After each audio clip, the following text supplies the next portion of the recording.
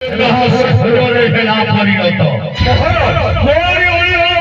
देवकी को सुदेवर पुत्र वसुदेव हस्तने शिष्टकला परि पिताको आदेश करे सुसज्जित रथ उपरे ले जाउथिली वसुदेवपुरी।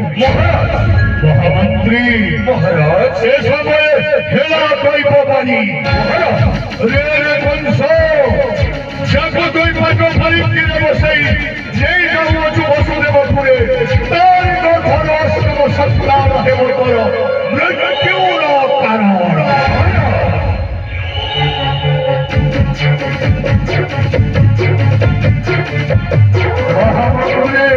মহারাজ দৈববাণী শুনি মনে জাগিলা আশঙ্কা।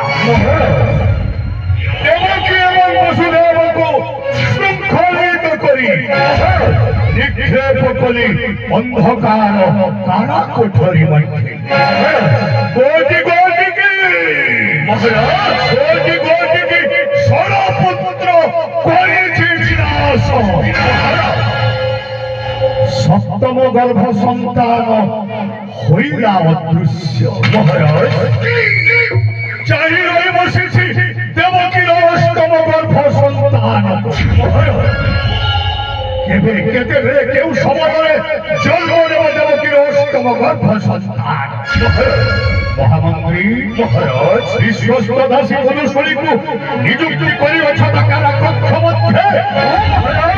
অপরঙ্গ আদেশ পাইবা মাত্রে উপযুক্ত মধুসূদনকে নিয়োজিত করিয়াছে তারা কক্ষ মধ্যে। মহামন্ত্রী মহারাজ দেবকীর সপ্তম গর্ভ সন্তান হইলা অদৃশ্য। মহারাজ এথিপাই দায়ী কিয়া মহামন্ত্রী মহারাজ সপ্তম গর্ভ সন্তান হইলা অদৃশ্য সেথিপাই সেই অচন্তিতে দায়ী।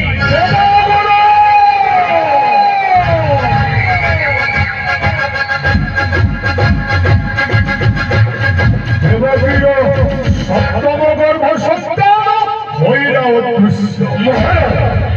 এদিকে তার হেউছন্তি সর্বদেবগণ। আপন ঠিক কহিছন্তে আপন ঠিক কহিছন্তে। মহারাজ স্বর্গমর্ত্য পাতালকু করিয়াছি জয়। সেই কেবল দেবতা মানে দেবকীর সপ্তম গর্ভ সন্তানকু অদৃশ্য করিবে। আপন ঠিক কহিছন্তে আপন দন্তে ত্রিসৃষ্টি মধ্যে অদ্বিতীয়ান যথায়। মহারাজ যাইছি সত্য। মহারাজ যাইছি ত্রেতয়া। মহারাজ উপস্থিত হইয়াছি এ দ্বাপর যে যুগ। মহারাজ এ দ্বাপর যুগরে দেবতাଙ୍କ ଠାରୁ ପ୍ରତିଶୋଧ ନେଉଅଛି ତ୍ରିଭୁବନ ବିଜୟୀ କଂସ।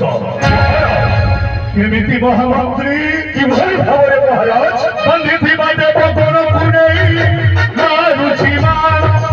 ବାନ୍ଧିଥିବା ଦେବଗଣକୁ ନେଇ ମାରୁଛି ମାର। ଶୋଇବାକୁ ସଜ୍ଜାନ ଦେଲି ସେହି ଅସୁରଗଣ।